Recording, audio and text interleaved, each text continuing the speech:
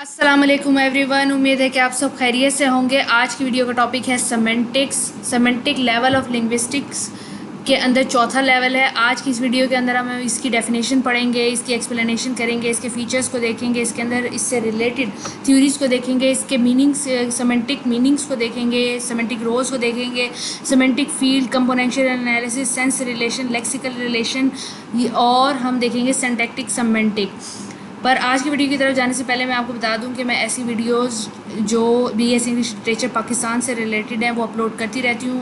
अगर आप English literature के स्टूडेंट हैं तो मेरे चैनल को सब्सक्राइब कर लें ताकि फ्यूचर में आपको जो भी नोट्स मैं अपलोड करूं या जो भी वीडियो मैं डालूं वो आप तक पहुंच सके।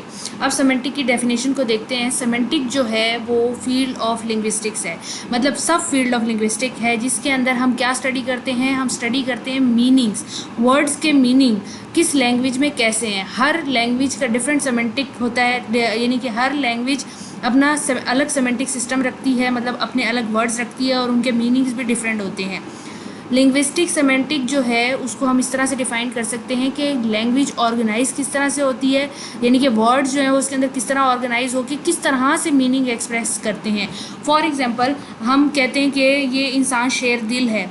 अब हमें ये मुहावरा क्यों लगता है, अगर ये हम इंग्लिश में इसको बोलें या बोलें कि you are apple of my eye, इसका मतलब ये थोड़ी है कि तुम मेरे आँख का सेब हो, इसका मतलब है तुम मुझे बहुत प्यारे हो। अब ये मीनिंग हम करने किस तरह से ड्राइव किया है, ये सारा कुछ जो फील्ड में आता है ये सेमेंटिक में आता है।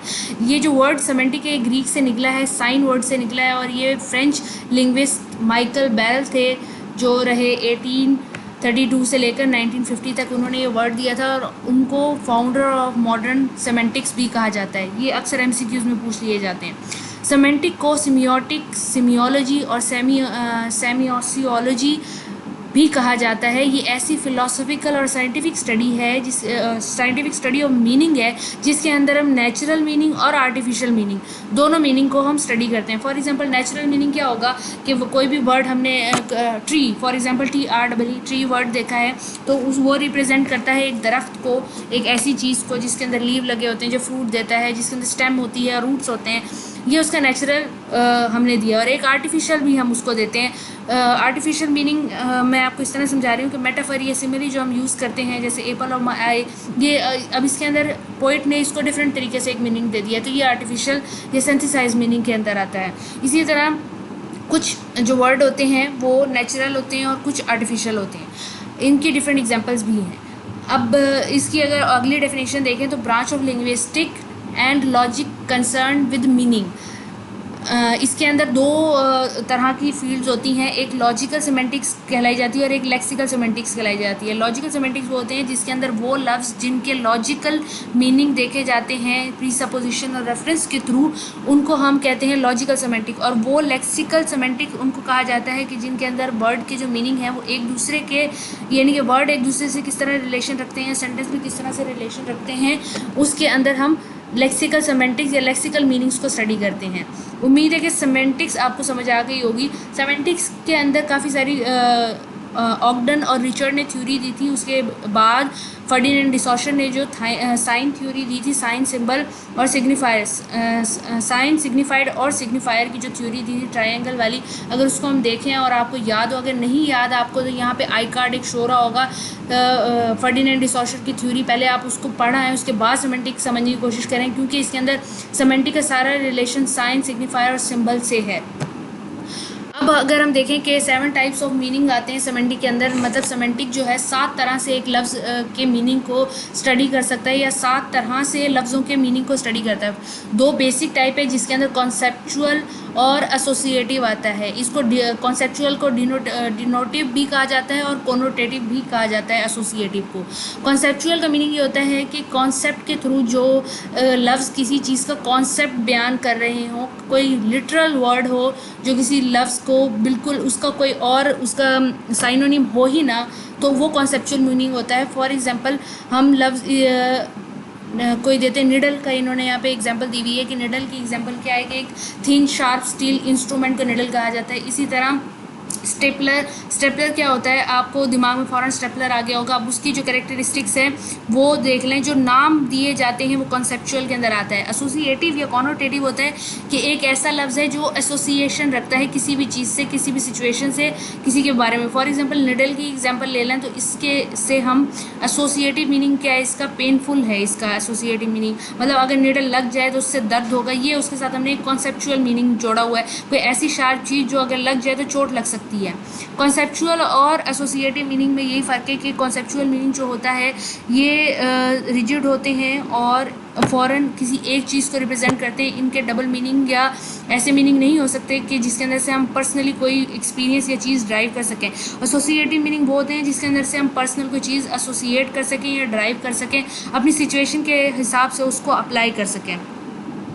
फॉर एग्जांपल जो वर्ड अब इसके अंदर इन्होंने एग्जांपल दी हुई है जोंग की एडवर्टाइजमेंट की, सब कुछ कह दो। अब सब कुछ कह दो ये 3 डिफरेंट वर्ड हैं और सब कुछ क्या कह दो, कौन कहना चाह रहा है, किसे कहना चाह रहा है, कोई मतलब नहीं है। एक एसोसिएटिव मीनिंग है, आप इसके साथ कुछ भी ले सकते हैं। सब कुछ कह दो वो मोहब्बत की बात भी हो सकती है, वो गुस्से की बात भी हो सकती है, वो किसी के बारे में बात हो सकती है। और कंसेप्चुअल मीनिंग मैं आपको पहले ही बता चुकी हूँ जो किसी एक कॉन्सेप्ट को बयान करते हैं। एसोसिएटिव मीनिंग ज़्यादातर पोइट या एडवर्टाइज़र अपने काम के अंदर यूज़ करते हैं। अब होता है सोशल मीनिंग जो थर्ड टाइप है। सोशल मीनिंग ये होता है कि सोसाइटी कुछ लफ्ज़ों के कुछ स्पेशल मीनिंग निकाल लेती है और वो उनको अपना साथी बना लेती है, वो सोशल मीनिंग होता है। फॉर एग्जांपल जैसे कि कुछ कंट्रीज़ के अंदर आप हेलो के साथ वेदर के बारे में बात लाजमी करते हैं, hello today is good atmosphere या वेदर इन्वायरमेंट जो भी आप कह सकें। इसी तरह पाकिस्तान में क्या होता है कि अस्सलाम वालेकुम क्या हाल है आपके, ये जुमले कुछ जुड़े हुए हैं और इनकी सोशल मीनिंग ड्राइव किए जाते हैं। किस तरह इनको कहा जाता है कि ग्रीटिंग्स है।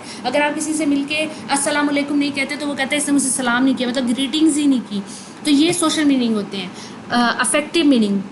अफेक्टिव मीनिंग ये होता है कि जिसके अंदर राइटर, स्पीकर या जो भी आप तक बात पहुंचा रहा है वो कोई ना कोई स्पेशल मीनिंग या कोई ना कोई स्पेशल बात आप तक फीलिंग पहुंचाना चाह रहा है, कोई स्पेशल एटीट्यूड या फीलिंग आप तक कन्वे करना चाह रहा है, उसको अफेक्टिव मीनिंग कहते हैं। फॉर एग्जांपल अब वर्ड कोल्ड हो गया, कोल्ड अब कोल्ड वेदर भी कह सकते हैं, कोल्ड बिहेवियर भी कह सकते हैं, कोल्ड एटमॉस्फेयर भी कह सकते हैं, कोल्ड पर्सन भी कह सकते हैं। इसी तरह विंटर का मतलब ये होता है कि विंटर कि जो डिनोटेटिव या कॉन्सेप्चुअल मीनिंग है वो ये है कि ये लॉन्ग एक टाइम पीरियड है जिसके अंदर नॉर्दर्न और साउदर्न हेमिस्फेयर जो एक दूसरे से सन से बहुत ज़्यादा दूर होते हैं।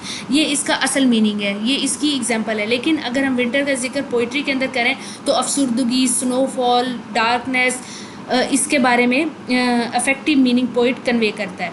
रिफ्लेक्टिव मीनिंग क्या होता है? रिफ्लेक्टिव मीनिंग ये होता है कि एसोसिएशन किसी और सेंस में सेम एक्सप्रेशन के साथ कन्वे की जाती है। इसका मीनिंग होता है एम्बिगुअस सा, इससे आप कोई भी अपना मर्जी का मीनिंग ले सकते हैं। जैसे मैंने आपको कोल्ड की एग्जांपल दी थी कि कोल्ड आप पर्सन ले सकते हैं, कोल्ड आप एटमॉस्फेयर ले सकते हैं, कोल्ड आप बिहेवियर ले सकते हैं। ये होता है ऊपर कोई बात की गई होती है और अंदर कोई और ही तंजिया बात की गई होती है। अक्सर तंज करने के लिए ये चीज़ रिफ्लेक्टिव मीनिंग यूज़ किया जाता है। कोलोकेटिव मीनिंग वो होता है कि एक वर्ड दूसरे वर्ड के ऊपर डिपेंड कर रहा होता है, जैसे कि एक वर्ड दूसरे वर्ड के साथ आ रहा होता है और दूसरे वर्ड को बता रहा होता है।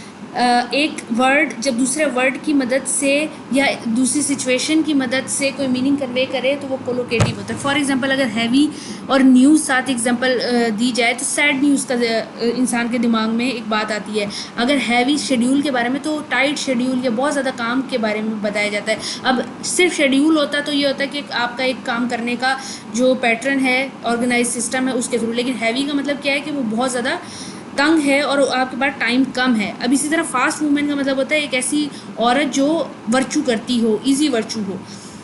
अब थीमेटिक मीनिंग ये होता है कि कोई भी एक स्पेसिफिक थीम है आपकी, कोई भी एक स्पेसिफिक ऑर्डर या इन्फोसिस आप किसी चीज़ पर डालना चाह रहे हो तो वो थीमेटिक मीनिंग होता है और तो उसके अंदर थीमेटिक वर्ड्स यूज़ किए जाते हैं। मतलब स्पेसिफिक मैसेज को कन्वे करने वाले वो लफ्ज़ स्पेसिफिक चीज़ डिस्कोर। फॉर एग्जांपल अगर आप कोई भी आर्टिकल लिखते हैं आईआर का या पॉलिटिकल साइंस का तो आप उसके अंदर वही लफ्ज़ यूज़ करेंगे जो पॉलिटिकल साइंस के स्पेसिफिक वर्ड हैं और या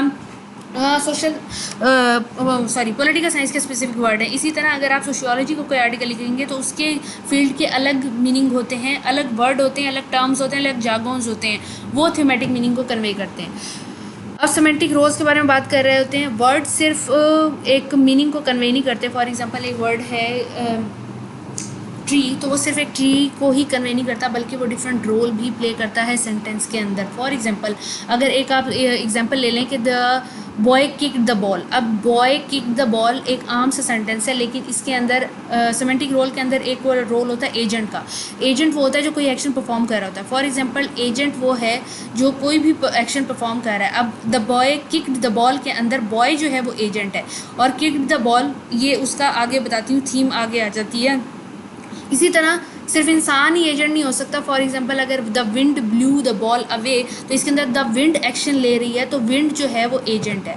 अब थीम क्या होती है? थीम ये होती है जिसके अंदर जो एजेंट से डिफरेंट हो, जिस चीज़ पे एक्शन हो रहा हो, जो एक्शन को बर्दाश्त कर रहा हो, वो थीम होता है। The boy kick the ball के अंदर इसके अंदर जो बॉल के ऊपर काम किया है उसके अंदर उसने, तो जो इफ़ेक्ट हुआ है वो बॉल है, तो जो बॉल है वो थीम है। एजेंट बॉय हो गया, थीम जो है वो बॉल हो गई। अब इंस्ट्रूमेंट वो हो गया कि जिस चीज़ से कोई बंदा काम कर रहा हो। For example we write with pen. अब पेन जो है, पेन की मदद से हम काम करते हैं, तो पेन एक इंस्ट्रूमेंट है। सेंटेंस के अंदर इंस्ट्रूमेंट आ गया। एक्सपीरियंसर कौन होता है? एक्सपीरियंसर जो महसूस कर रहा हो या जिसके जज्बात के बारे में बात की जा रही हो। For example did you hear the noise, अब कौन हेयर नॉइस को सुन रहा है? यू, तो यू यहाँ पे एक्सपीरियंसर हो गया, बाकी सारा जो है वो थीम आ गया। लोकेशन क्या है? लोकेशन ये होती है कि अगर कोई भी जगह या कोई भी प्लेस के बारे में बात की है, for in the room, on the table, on the glass, on the wall, तो वो लोकेशन हो जाता है। सोर्स और गोल का कुछ यूँ होता है कि सोर्स और गोल वो इंटिटीज़ हैं जो कि शुरू सोर्स से होती हैं और रीच गोल पे करती हैं। फॉर एग्जांपल जब हम मनी ट्रांसफ़र की बात करते हैं तो हम मनी सेव करना चाह रहे होते हैं, साथ ही साथ हम उसको चेक भी कर रहे होते हैं। तो सोर्स जो है वो सेविंग है, हमारा मकसद जो सोर्स सेविंग के थ्रू हम अपना गोल है चेकिंग का वो भी अचीव कर रहे हैं। ये रोल्स हैं, आपको एज इट इज़ याद करने होंगे। लेक्सिकल रिलेशन या सेंस रिलेशन क्या होता है सिमेंटिक्स के अंदर? तो वर्ड्स मैंने आपको पहले ही बताया कि सिर्फ ऐसे नहीं है जो सिर्फ एक मीनिंग को कन्वे करें, बल्कि वर्ड का सेंटेंस के अंदर एक दूसरे से रिलेशन भी होता है और सेंटेंस के हिसाब से रिलेशन भी होता है। सेंस रिलेशन या लेक्सिकल रिलेशन, लेक्सिकल वर्ड लेक्सीज जो होते हैं ना, वो वर्ड्स को लेक्सीज भी कहा जाता है, और लेक्सियोलॉजी भी वर्ड्स की स्टडी को ही कहा जाता है। लेक्सिकल रिलेशन का मतलब है लफ्ज़ों का आपस में एक दूसरे के साथ रिलेशन।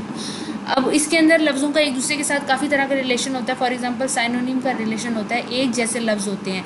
फॉर एग्जांपल अगर हम कहा जाए कि आंसर को रिप्लाई भी कहा जा सकता है, लिबर्टी को फ्रीडम भी कहा जा सकता है। एक जैसे मीनिंग रखने वाले लफ्ज़ों को साइनोनिम्स कहा जाता है, एक दूसरे से अपोजिट मीनिंग रखने वालों को एंटोनिम्स कहा जाता है। For example slow, quick, big, small.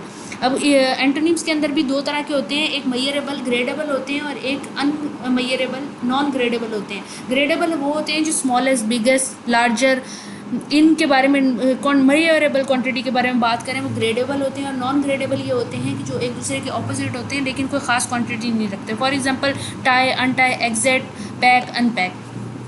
अब हाइपोनिमी क्या होता है? हाइपोनिमी एक ऐसा वर्ड के आपस में एक दूसरे के साथ रिलेशन है कि एक लफ्ज़ का नाम लिया जाता है और दूसरे उसकी पूरी कैटेगरी या उसकी क्लासिफिकेशन हमारे दिमाग में आ जाती है। फॉर एग्जांपल अगर हम किसी भी जगह पे डैफोडिल वर्ड्स पढ़ेंगे तो हमें पता है कि डैफोडिल फ्लावर है, फ्लावर की रेंज के अंदर आता है। इसी तरह अगर हम कैरेट का पढ़ेंगे तो हमें पता लग जाएगा कि कैरेट क्या है, वेजिटेबल है। इसी तरह हम कोई भी बकाइन ट्री के बारे में पढ़ें तो हमें पता लग जाएगा कि वो ट्री है। एक लफ्ज़ जो है वो अपनी क्लास से अपने आप को तशबीह दे रहा है। अब डैफोडिल कहीं भी लिखा हो कि these daffodils are looking beautiful, या I want daffodils mean I want flowers, I am talking about flowers. Hyponymy क्या होता है? होमोफोनी, होमोफोनी क्या होता है? होमोफोनी वो होता है कि जिसके अंदर प्रोनाउंसिएशन तो सेम होती है लेकिन लफ्ज़ डिफरेंट होते हैं। For example bear, bare, meet, meat, floor, floor, इसी तरह।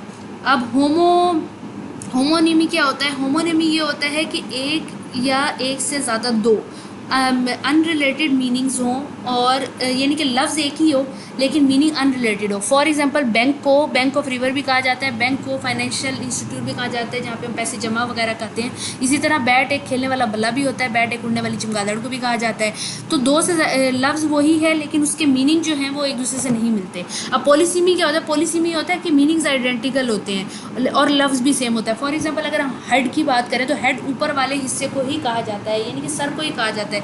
इंसान के सर को भी कहा जा सकता है, ऑफिस के डिपार्टमेंट के सर को भी कहा जा सकता है, किसी बोतल के टॉप को भी कहा जा सकता है। मतलब उसका मीनिंग सेम ही रहेगा, वो डिफरेंट मीनिंग भी कन्वे करेगा लेकिन उसकी जो एक सेंस है वो सेम ही रहेगी। अब मेंटोनिमी क्या होता है कि ये एक इस तरह का वर्ड का आपस में एक दूसरे से रिलेशन है कि एक चीज़ की जिक्र करें तो हमारे दिमाग में हम एक चीज़ के दो दो नाम नहीं रख लेते, ये उस तरह होता है। फॉर एग्जांपल आप अपने भाई से कहते हैं कि कोक ले आओ, कोक का मतलब होता है कि बोतल ले आओ पीने वाली, ठीक है। इसी तरह आप कहते हैं हम व्हील्स पे आए हैं, व्हील्स का मतलब गाड़ी होता है। हम कहते हैं हमारे सर पे छत तो है, खुदा का शुक्र है। छत का मतलब सिर्फ छत नहीं होती, छत का मतलब घर होता है।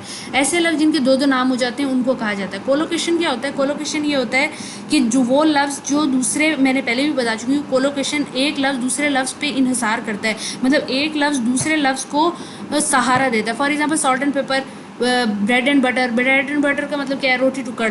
इसके अलावा कोलोकेशन टूथपेस्ट, कुछ लफ्ज़ ऐसे होते हैं जो बिल्कुल एक के साथ दूसरा आता है। और सिमेंटिक, अब सिंटैक्टिक सिमेंटिक्स को देख लेते हैं। इसके अंदर 5 तरह की चीज़ें आती हैं। एक अनोमली क्या होता है? एक इस तरह की लैंग्वेज सिमेंटिक के अंदर कि जो अब नॉर्मल तरीके से अपना काम करती है। फॉर एग्जांपल दो लफ्ज़ों को मिला के तीसरा लफ्ज़ बनाती है। ट्रबल और प्रॉब्लम को मिला के कुछ लोग ट्रबलम लिख लेते हैं। शेक्सपियर ने स्टार्ट किया था अपनी पोइम्स और अपने काम के अंदर कि 2-3 लफ्ज़ मिला के उन्होंने तीसरा लफ्ज़ बना लिया था। आजकल भी लोग ऐसा करते हैं कि कोई कपल फेमस हो जाए तो उन दोनों के नामों को मर्ज करके एक तीसरा नाम ही बना लेते हैं। इसको अनोमली कहते हैं। ये उन दोनों चीज़ों को रिप्रेजेंट कर रहा होता है। अब कॉन्ट्राडिक्टरी क्या होता है? एक सेंटेंस जिसके अंदर जिसको पहले सेंटेंस को पढ़ने से पता लग जाए कि दूसरा ये सेंटेंस है ही फॉल्स, या एक लफ्ज़ को पढ़ने से पता लग जाए कि दूसरा लफ्ज़ ही गलत है, मतलब सेंटेंस के अंदर अपनी ही गलती नज़र आ जाती है। इसकी मिसाल बहुत आसान कि एलिफेंट्स आर नॉट एनिमल। अब नॉट एनिमल्स हैं, एलिफेंट आपको पता है, इस सेंटेंस को पढ़ते आपको पता लग गया कि सेंटेंस ही ख़राब है। तो सेमेंटिक्स में के अगर हमने मीनिंग ढूंढने हो तो हम फ़ौरन हमें पता लग जाए। कैट्स आर फिश, अब आपको पता लग जाए फिश और चीज़ है, कैट और चीज़ है, कॉन्ट्रडिक्शन आ गई सेंटेंस के अंदर, ये सेमेंटिकली रॉन्ग है। अब प्री सपोजिशन ये होता है कि कुछ बिलीव्स, कोई भी एक आइडिया हमारे दिमाग में आता है, उसके बारे में कई चीज़ें हमारे दिमाग में आ जाती हैं। फॉर एग्जाम्पल कि हमारे पास एक दिमाग में आता है कि द पीपल स्टॉप स्मोकिंग, ये हमारी प्री सपोजिशन है। अब प्री सपोजिशन के अंदर काफ़ी सारे सेंटेंस बनते हैं, जैसे कि पीपल एग्जिस्ट करते हैं जो स्मोकिंग करते हैं, फिर उसके अलावा स्मोकिंग एक एक्टिविटी है जो डेंजरस है, और इसके बारे में ये है कि 3-4 तरह के प्री सपोजिशंस आ जाते हैं। आगे बहुत अच्छी एग्जांपल दी हुई है, वहाँ से आपको समझाऊंगी। एम्बिग्विटी क्या होता है? कि सेंटेंस के अंदर वेगनेस है, उसके अंदर क्लैरिटी नहीं है। 2 तरह के मीनिंग भी हो सकते हैं, वो सही भी हो सकता है, गलत भी हो सकता है। अब आपको समझ नहीं आ रहा कि आप क्या चुन रहे हैं। वो सेंटेंस या वो सेंटेंस जो सही तरह से एक क्लियर मीनिंग कन्वे ना कर पा रहे हो, वो भी सेमेंटिकली रॉन्ग होते हैं। इंटेलमेंट, एक सेंटेंस का आंसर दूसरे सेंटेंस में होना इंटेलमेंट होता है। For example Mary broke the window, अब विंडो ब्रोक की है किसने? मैरी ने। Sue and Fred went to party, अब फ्रूड वेंट टू पार्टी तो ठीक है, लेकिन स्यू भी उसके साथ गई, हमने ये भी कंक्लूजन निकाला। For example I was crying because of my heartbreak, अब आपके दिल जो टूट गया उसकी वजह से आप रो रहे हो। एक सेंटेंस का दूसरे सेंटेंस में जब डिपेंडेंसी होती है तो उसको इंटेलमेंट कहते हैं। प्री सपोजिशन, जैसे कि मैंने आपको बताया है कि प्री सपोजिशन अज्यूम करने वाली बातें। एक चीज़ है, फॉर एग्जाम्पल स्मोकिंग किल्स के बारे में हम अगर एक जुमला में मिले स्मोकिंग किल्स, तो फिर उसकी प्री सपोजिशन क्या निकल सकती है कि लोग थे जो पहले स्मोकिंग करते थे। स्मोकिंग किल्स मतलब स्मोकिंग जो है वो लोगों को पहले मार चुकी है तो आगे भी मारेगी, और स्मोकिंग एक डेंजरस है। इसके साथ हमने 4 प्री सपोजिशन अभी निकाली हैं। सिमेंटिक फीचर क्या होता है? सिमेंटिक फीचर ये होता है कि noun phrase verb phrase, noun verb phrase के थ्रू सेंटेंस को सेमेंटिकली प्रूव करना, राइट और रॉन्ग। अब सिमेंटिक, फॉर एग्जांपल मैं आपको एग्जांपल दे देती हूँ, the hamburger at the man. अब द मैन जो है ये नाउन फ्रेज है, द हैमबर्गर भी नाउन फ्रेज है, एट वर्ब आ गया। दोनों नाउन फ्रेज, वर्ब और नाउन फ्रेज, ये दोनों सिंटैक्टिकली ये सेंटेंस बिल्कुल ठीक है, लेकिन सिमेंटिकली रॉन्ग है क्योंकि हैमबर्गर इंसान को नहीं खा सकता। अगर हम इसको उल्टा कर दें, the man at the hamburger, तो नाउन फ्रेज वर्ब और नाउन फ्रेज जिस तरह यहाँ शो हो रहा है, तो ये सिंटैक्टिकली और सेमेंटिकली दोनों ठीक हो गया। अब इस तरह हमें सेमेंटिक फीचर के थ्रू हमें पता लगता है कि सेंटेंस ठीक है या नहीं। सेमेंटिक फील्ड क्या होता है? वर्ड्स को लेक्सीम्स भी कहा जाता है। ये आपको कॉन्सेप्ट क्लियर होना चाहिए कि अगर कोई लेक्सीम्स वो लिख दे तो इसका मतलब है वर्ड्स। अब ऐसा सेट ऑफ लेक्सीम्स जिसके अंदर जो एक ही तरह की मीनिंग कन्वे करता हो, for example child, toddler, kid, youngster, ये एक चीज़ यानी कि बच्चों की वोकेबलरी हो गई, यानी कि बच्चों के बारे में ही वैरायटी ऑफ वोकेबलरी हो गई, तो इनको सेमेंटिक फील्ड कहा जाता है। सेमेंटिक फील्ड एक स्पेसिफिक डोमेन होता है जिसके अंदर 5 से 6 8 लफ्ज़ एक ही चीज़ को रिप्रेजेंट करते हों और different variety of variety content variety के लिए इस्तेमाल होते हैं वो सिमेंटिक फील्ड है। कंपोनेंशियल, ये बड़े बड़े टॉपिक हैं, मैं आपको छोटा छोटा करके समझा रही हूँ। कंपोनेंशियल एनालिसिस क्या होता है, ये भी सिमेंटिक फील्ड के अंदर या सिमेंटिक्स के अंदर एक बहुत इंपॉर्टेंट टॉपिक है। कंपोनेंशियल एनालिसिस ये होता है कि आप सेंटेंस को तोड़ तोड़ के उसको डिफरेंट कैटेगरीज़ के अंदर डालें और फिर उसका एनालिसिस करें। फॉर एग्जांपल कुछ चीज़ें हैं या नहीं है इनकी बेसिस पे। इसकी एग्जांपल बहुत अच्छी दी हुई है, मतलब आपको कैटेगरी उन्होंने दी है मेल मैच्योर की। अब आपको उन्होंने दो चीज़ें कंपोनेंशियल एनालिसिस के लिए दी हैं, जिसके अंदर एक मेल और मैच्योर लफ्ज़ आपको दिया। अब आप मैन लिखेंगे, उसके अंदर वो मेल भी और मैच्योर भी है, तो ये टिक हो गया। अब वुमेन है, वो मेल तो नहीं है, तो वो मेल नेगेटिव हो गया और मैच्योर पॉजिटिव हो गया। बॉय है, वो मेल भी है लेकिन मैच्योर नहीं है, वो नेगेटिव, मैच्योर नेगेटिव भी है उसके अंदर। अब वो गर्ल है, उसके अंदर मेल भी नहीं है, मैच्योर भी नहीं है। इस तरह कैटेगराइज करके कंपोनेंशियल एनालिसिस के टेबल बनाए जाते हैं। ये एक छोटी सी एग्जांपल थी कि कंपोनेंशियल एनालिसिस आ जाए तो आप इसको पुट कर सकते हैं। आज की वीडियो लंबी हो गई है, लेकिन उम्मीद है कि आपको समझ आ गई होगी। अगर कोई चीज़ समझ नहीं आती तो कमेंट में पूछ लिया करें। अगर कोई टॉपिक मैं मिस कर जाती हूँ तो मुझे कमेंट में बता दिया करें, मैं वीडियो के अंदर ऐड कर दिया करूँगी। अगर आपको मेरी वीडियो और नोट्स पसंद आते हैं तो वीडियो को लाइक कर दें, और नोट्स जो हैं वो PDF की फॉर्म में वीडियो डिस्क्रिप्शन बॉक्स में जो लिंक है वहाँ पे क्लिक करेंगे तो पहुँच जाएंगे। मेरे चैनल को सब्सक्राइब कर सकते हैं क्योंकि मैं ऐसी वीडियो अपलोड करती रहती हूँ। अगली वीडियो तक के लिए अपना ख्याल रखें। अल्लाह हाफिज़।